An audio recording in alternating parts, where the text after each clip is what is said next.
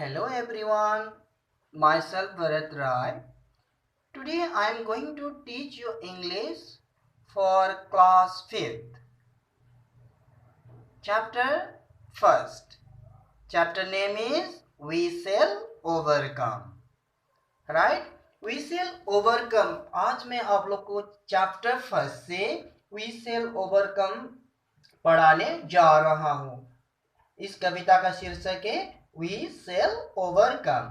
Right?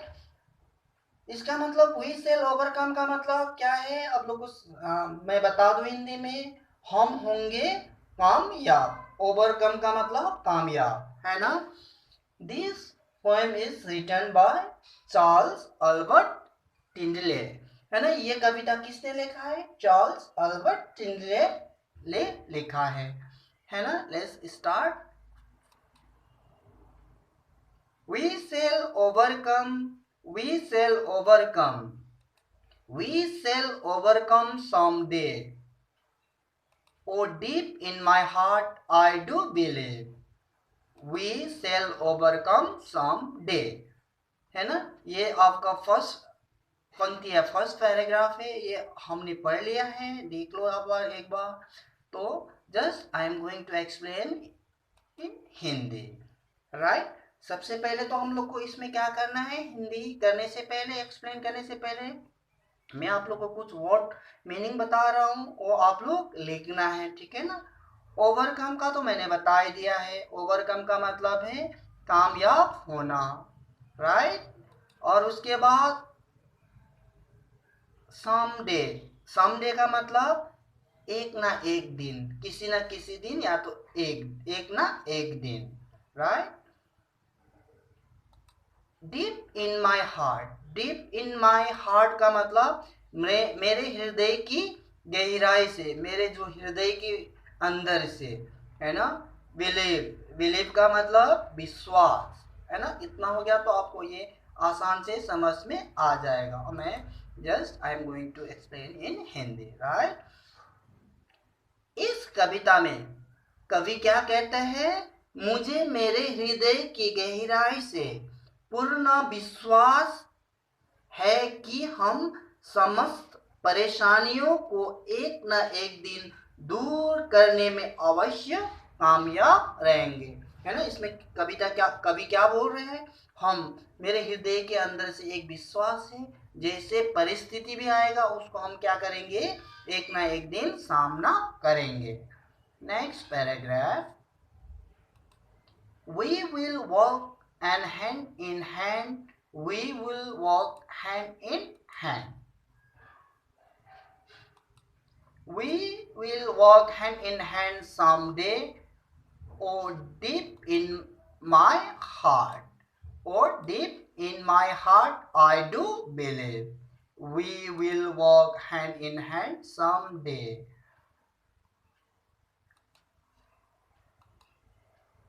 है ना. Just फिर सेकेंड पैराग्राफ का मैं आप लोग को क्या करने जा रहा हूँ, कुछ वर्ड मीनिंग बताने जा रहा हूँ. आप लोग ट्राई टू राइट.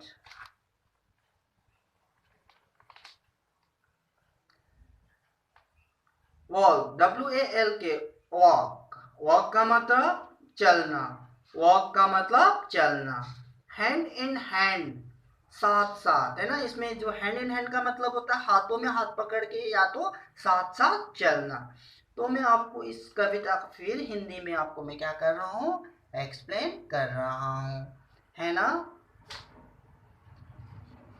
कभी इसमें क्या कहते हैं कि मुझे मेरे हृदय की गहराई से पूर्ण विश्वास है कि हम एक न एक दिन अवश्य साथ साथ चलेंगे.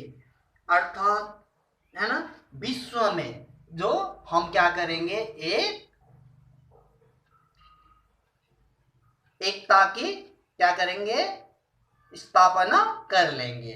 Right. Next paragraph.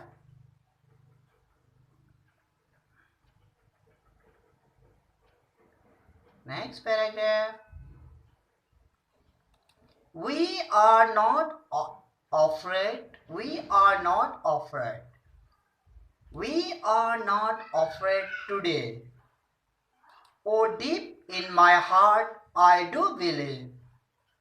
We are not afraid today. है ना, ये इतना आपको पढ़ लिया। अब फिर मैं इसको क्या कर रहा हूँ, आपको वर्ड मीनिंग बता रहा हूँ, तो आप लोग लिखते भी जाना। अफ्रेड, अफ्रेड का मतलब भयभीत होना या तो डरना। अफ्रेड का मतलब भयभीत होना या तो डरना, राइट। टुडे, टुडे का तो सबका पता ही होगा, आज का दिन,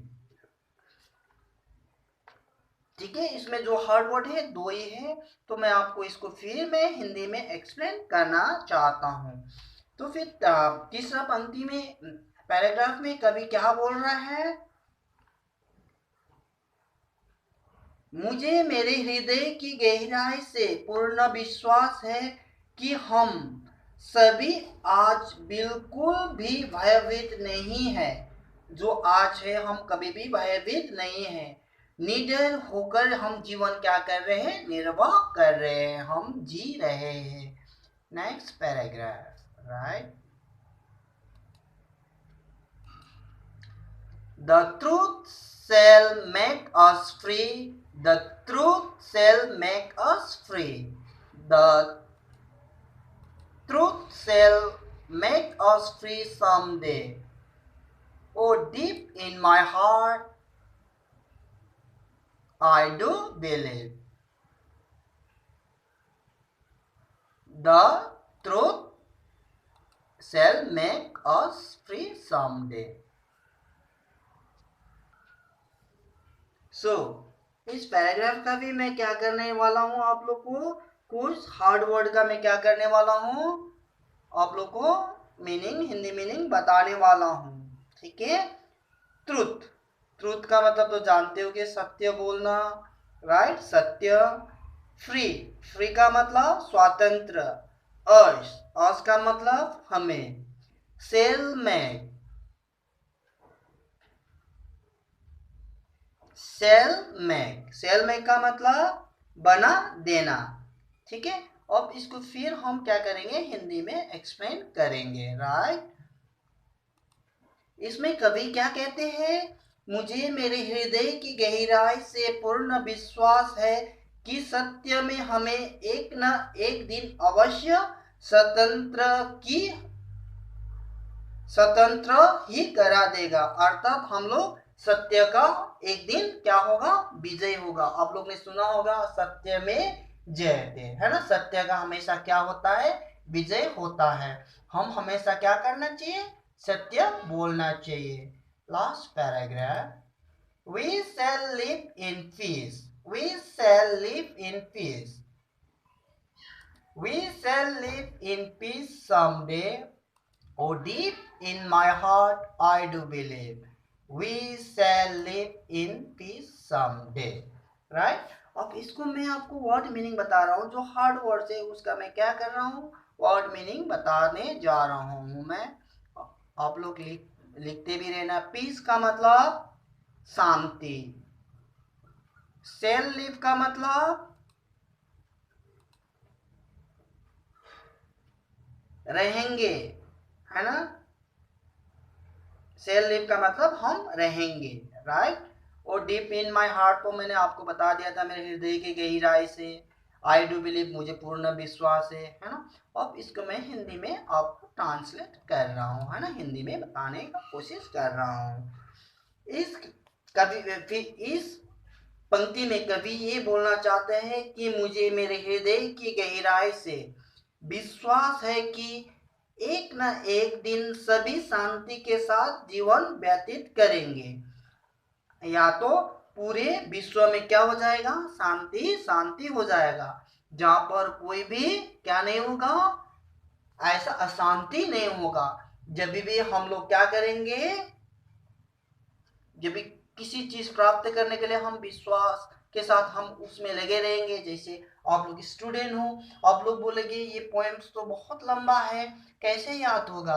अगर आप लोग इसको भी ट्राई करते जाओगे, एक बार, दो बार, तीन बार, लास्ट में जाके आपको क्या हो जाएगा, लर्न हो जाएगा।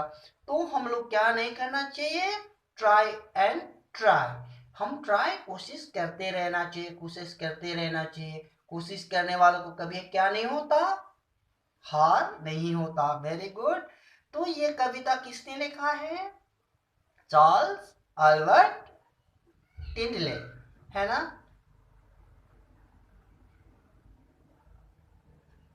तो मैं आपको होमवर्क में कुछ वर्क दिया है बेटा, ये आपको करना है। 1 नंबर में दिया है मैंने, fill in the blanks with suitable words from the box, है ना। जो मैंने ये ऊपर जो देखो बॉक्स में मैंने दिया है, कुछ ओवरकम दिया है, ऑफरेड दिया है, ट्रुथ दिया है, पीस दिया है।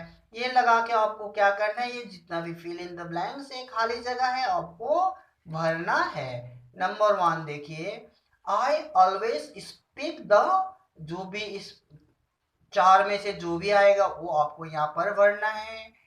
Number 2, in the try colour white colour stands for, जो हमारा तिरंगा होता है, ट्राई कलर तिरंगा होता है, तिरंगा में तीनों कलर का अलग अलग मतलब होता है। तो हमें व्हाइट सफेद कलर हमें किसका संदेश देते हैं, वो आपको यहाँ पर भरना है।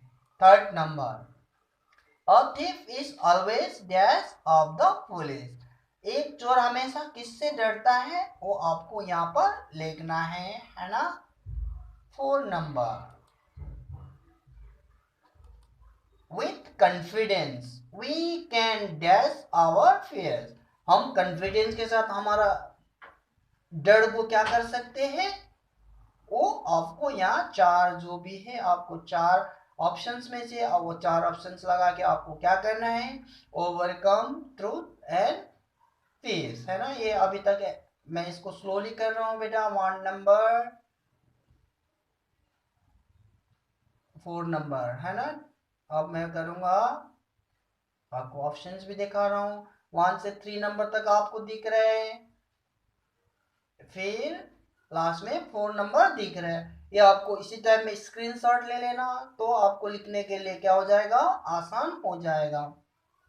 अब नंबर 2 में मैंने आपको क्वेश्चन नंबर 2 दिया है। अब इसमें लिखना है, से whether the following statement are true or false, है ना। जो मैंने ये ट्रू फॉल्स दिया है, आपको ट्रू या तो फॉल्स इसमें करना है। we shall never overcome, हमें कभी भी कामयाब नहीं मिलेगा, है ना। तो ये राइट है या रॉन्ग है, आपको करना है। 2 number, we will walk separately, है ना, हम लोग को अलग अलग चलना है। तो ये ट्रू या फॉल्स है, वो आपको करना है। 3rd number, the truth shell make us free someday, सत्य एक दिन हमें क्या करते हैं, सबके अंदर का डर से हमें बाहर निकलता है। ट्रू या तो फॉल्स, ये आपको 4 क्वेश्चन सी तक है, ये आपको करना है। आपको स्क्रीनशॉट अभी ले सकते हो। और बच्चों, आप लोग जब भी ये जो वीडियो देखोगे तो जरूर क्या करना है, किस किस बच्चे ने देख रहे हैं, कौन कौन पढ़ रहा है, आप कमेंट्स बॉक्स में जाके कमेंट्स भी कर सकते हो, या तो आप उसको क्या कर सकते हो, लाइक वगैरह भी कर सकते हो, ठीक है ना। कमेंट्स जरूर करना, ताकि हम लोग को पता चले कौन कौन सा बच्चे देख रहे हैं और किसको समझ में आया, किसको समझ में नहीं आया, वो भी हम जान सकते हैं।